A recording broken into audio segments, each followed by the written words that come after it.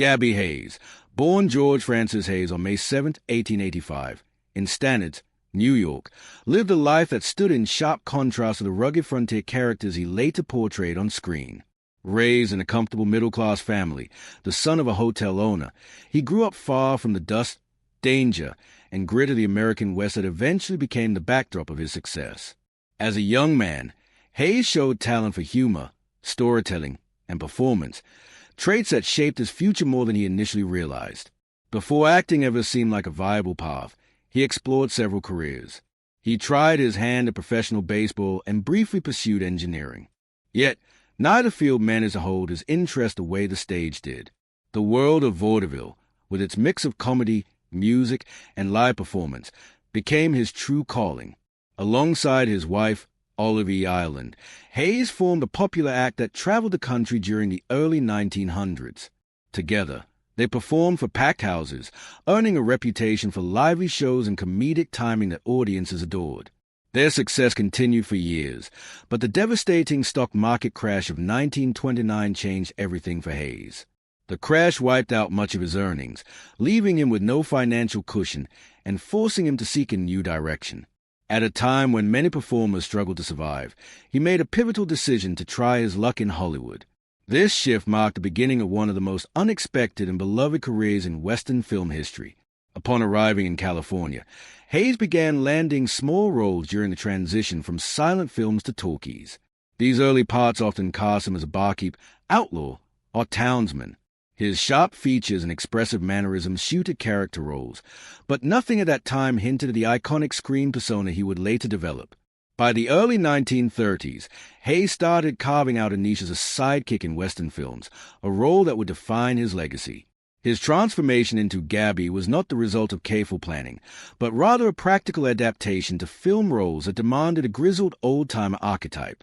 Hayes, who was clean-shaven, cultured, and articulate in real life, created the Gabby character with a bushy beard, a roughened voice, and an attitude that mixed stubbornness with warmth. Trademark exclamations like "Darn Tootin" and "Dadgummit" added charm and authenticity, turning him into a fan favorite. Hayes himself was nothing like the screen persona. Off camera, he was well-dressed, well-spoken, and admired for his intelligence, good manners, and storytelling ability. The contrast between the real George Hayes and the fictional Gabby made his performances all the more impressive. His career gained major momentum between 1935 and 1939, when he joined the Hopalong Cassidy series as Windy Halliday, the witty and comical companion to William Boyd's heroic lead. Hayes' portrayal added humor and humanity to the films, making him indispensable to the franchise. However, a salary dispute with Paramount Pictures in 1939 led him to leave the series. It was a risky decision, considering how closely he had become associated with the Windy character. But Hayes proved his versatility and staying power. Republic Pictures signed him shortly afterward. Since Paramount owned the rights to the name Windy Halliday, Republic simply renamed him Gabby Whittaker, preserving the personality but giving him a new identity. The transition was smooth, and audiences embraced him instantly as the same beloved figure. Between 1939 and 1946, Hayes appeared in more than 40 films for Republic Pictures, cementing his status as Hollywood's most popular Western sidekick. His performances carried equal parts comedy, heart, and grit, making him a vital presence in hundreds of scenes alongside top Western stars. He worked with Gene Autry, Wild Bill Elliott, Randolph Scott, John Wayne, and many others. His collaborations with John Wayne alone totaled 15 films, showcasing Hayes in roles ranging from loyal companion to tough adversary.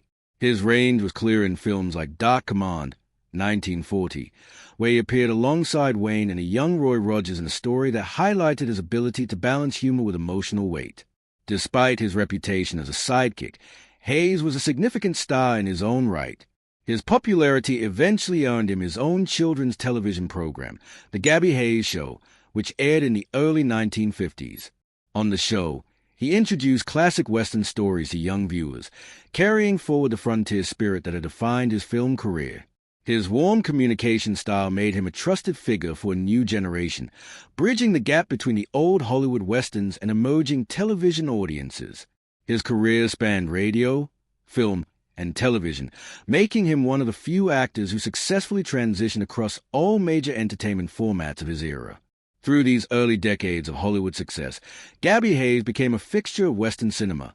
But the question fans often wondered was how he really felt about Roy Rogers, the singing cowboy with whom he appeared in 44 films. Hayes maintained strict privacy about most Hollywood relationships, rarely offering insight into behind-the-scenes dynamics.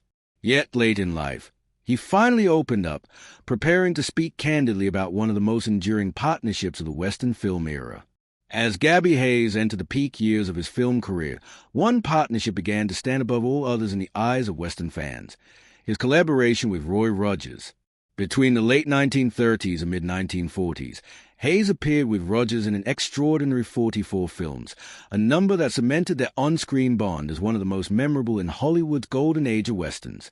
Rogers was already becoming known as the king of the cowboys, combining clean-cut charm with a powerful singing voice that appealed to families and younger audiences. Hayes, with his scruffy beard, crooked hat, and comical grumbling, became the perfect counterbalance. Their pairing formed a rhythm that moviegoers instantly embraced. For years, audiences enjoyed watching the contrast play out. Roy as a heroic, calm, and upright cowboy, Gabby as a grizzled, wisecracking sidekick who never hesitated to speak his mind. Despite their enormous popularity together, Gabby Hayes rarely discussed his personal relationships with co-stars during his career.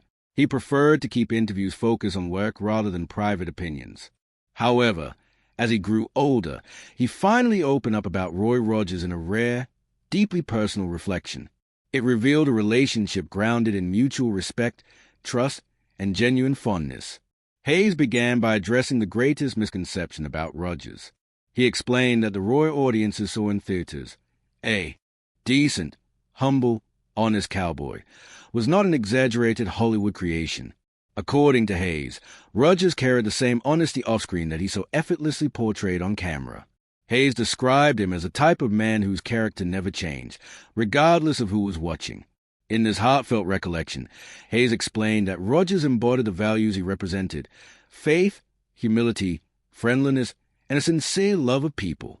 To Hayes, Rogers was a symbol of a kind of heroism that felt authentic, not manufactured. He was the kind of person who made others feel at ease, who treated everyone with the same respect, whether they were a studio executive or a crew member handling livestock. Hayes considered that rare in Hollywood, an industry where ego often overshadowed conduct. He also spoke about the origins of their chemistry. Hayes noted that their backgrounds could not have been more different. Roy was a young, well-groomed singing cowboy whose fans adored his clean appearance and wholesome appeal. Hayes, on the other hand, played the frontier codger who looked as though he had lived through decades of hard winters, trail dust, and trouble. He joked that he appeared as if he chewed cactus for breakfast. Their on-screen pairing worked not because they tried to match each other, but because they embraced their differences. Roy brought hope and optimism to the screen. Gabby brought realism, humor, and warmth. Together, they appealed to entire families. Kids loved Roy's songs and heroic image, while adults enjoyed Hayes' humor and commentary. Hayes emphasized that the connection audiences saw was real. Behind the cameras, their relationship was built on mutual respect and a shared commitment to making every film the best it could be. Hayes admired Rogers' work ethic. He recalled difficult days on location, where the sun was relentless, dust blew across the set, and long hours drained everyone's energy. Yet, Hayes noted that Rogers never complained. Instead, he would cheerfully laugh or hum a tune between takes, keeping morale high. This attitude left a lasting impression on Hayes, who worked with countless actors over his long career. Rogers stood out because he carried a sense of leadership that wasn't forced. He encouraged others simply through the way he behaved. Hayes also acknowledged that their partnership wasn't without disagreements. Hollywood westerns often included musical numbers, and Hayes sometimes preferred more action and humor instead of repeated songs. He would grumble about the changes in tone or the demands of certain scripts. Rogers, however, would calmly respond with the same reminder: "Gabby, the kids love the songs." Hayes later admitted Rogers was right. His insight into audience expectations helped shape the direction of their films, proving that Rogers understood his fans better than anyone else. These small disagreements created a natural push and pull that enriched their performances without harming their relationship. When Hayes reflected on their time together, he described how much he learned from Rogers. He said Rogers taught him patience, positivity, and how to embrace the lighter side of filmmaking, even during stressful moments. Hayes believed he contributed something in return. He helped Rogers appreciate flawed, humorous characters and showed him how to enjoy scenes that didn't require perfect poise or polish. Their connection resulted in some of the most beloved Western adventures ever captured on film. Hayes believed these movies did more than entertain. They uplifted families facing hard times, especially during the Depression and wartime years. Hayes viewed Rogers as someone who carried the responsibility of being a hero with dignity, and he was grateful to have ridden alongside a man who represented American ideals so faithfully. Even after Hayes left the Rogers series, he never spoke bitterly of Roy or their separation. Instead, he continued praising Rogers in interviews, describing him as a man whose character held steady through fame and pressure. He admired Rogers for treating everyone on set with kindness, from seasoned actors to horse wranglers. Hayes believed that in an industry full of egos, Rogers' sincerity and consistency made him unforgettable. By the time Hayes reached his later years, his bond with Roy Rogers had become one of the memories he cherished most. In a final reflection, he explained that if he could speak to Roy again, he would thank him for the songs, the laughter, the trails they shared, and the genuine friendship that defined their years as partners on screen and off. That confession revealed the deep emotional truth behind one of Western cinema's most iconic duos. As Gabby Hayes moved into the later years of his life, his reflections on his career grew deeper, and his appreciation for the people who shaped it became more profound.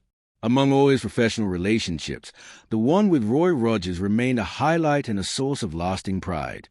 Yet Hayes' life extended far beyond the saddle, the dusty trail sets, and the studio lights. His personal world was shaped just as strongly by private experiences, especially the quiet, painful moments he rarely discussed publicly. One of the most significant turning points in his life came with the death of his beloved wife, Olive E. Island, on July 5, 1957. Olive had been far more than a partner. She had been his manager, his financial caretaker, and the stabilizing force behind his career from the beginning. Their vaudeville act in the early 1900s had launched Hayes into the entertainment world. She negotiated contracts, handled their money, and guided him through the unpredictable waves of show business. Losing her after decades of shared life and professional teamwork was a blow that Hayes felt deeply. The grief reshaped his world, pulling him away from the public eye and slowing the momentum of the man audiences once knew for humor and unshakable energy. After Olive's passing, Hayes retreated from the busy rhythm of Hollywood. He returned to his ranch in Toluca Lake, California, where the quiet scenery offered him the peace he needed. The ranch had been a place of joy during his marriage, filled with laughter, shared meals, and visits from friends in the Western film community. Without Olive, it became a refuge of memory and reflection. Surrounded by photos, memorabilia, and mementos from decades in film and television, Hayes spent his later years revisiting moments from a life lived on stage and screen. He often thought about the camaraderie he had shared with fellow Western greats, Roy Rogers, John Wayne, William Boyd, Randolph Scott, and the era of American cinema that was slowly fading into history. By the 1960s, Hayes' health began to decline. Years of physical strain on film sets, combined with aging, had taken a toll. Early in 1969, he was admitted to St. Joseph Hospital in Burbank, California, after suffering complications from cardiovascular disease. The once energetic, rugged sidekick who had galloped across countless Western film landscapes now faced the limits of his strength. Yet even in illness, those who visited him recalled the same polite, gentle, and gracious personality that had earned him admiration from cast and crew. Throughout his career, nurses described him as friendly and grateful, always ready with a soft smile or a quiet joke.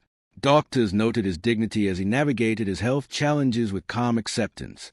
During his final months, Hayes often looked back on the trajectory of his life, from vaudeville stages to the heights of Western cinema and finally to the quiet of retirement. He spoke fondly about the friendships he had formed in Hollywood, especially the one that defined much of his career, his bond with Roy Rogers.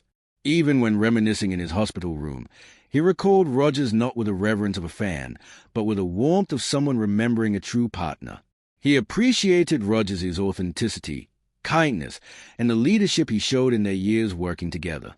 Hayes believed deeply that Rogers brought hope to families during America's most difficult decades, and he remained honored to have been part of those films. On February 9, 1969, Gabby Hayes passed away peacefully at the age of 83.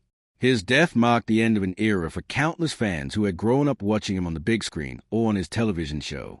For audiences who knew him only as a grizzled, bearded sidekick, his passing felt like the loss of a symbol of the Old West, an enduring reminder of cinematic values like loyalty, humor, and integrity.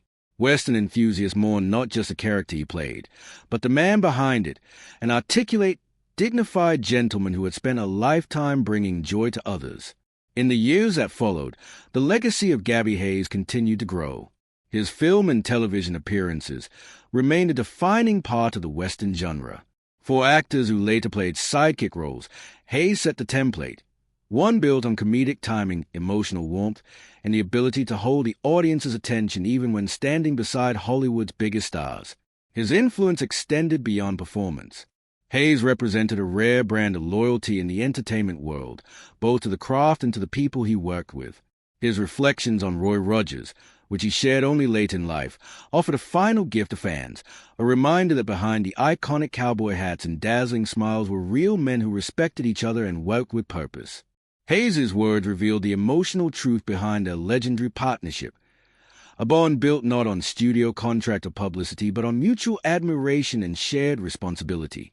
Their chemistry on screen lasted only a decade in Hollywood time, but it has endured for nearly a century in American culture. Gabby Hayes' life, from his early vaudeville days to his final films and quiet retirement, remains a testament to resilience, transformation, and genuine character. His tribute to Roy Rogers, spoken softly in old age, stands as a reflection of who Hayes truly was: loyal, honest, and grateful for the journey he spent a lifetime building. And through those memories, the spirit of their partnership continues to live on in every Western frame they ever shared.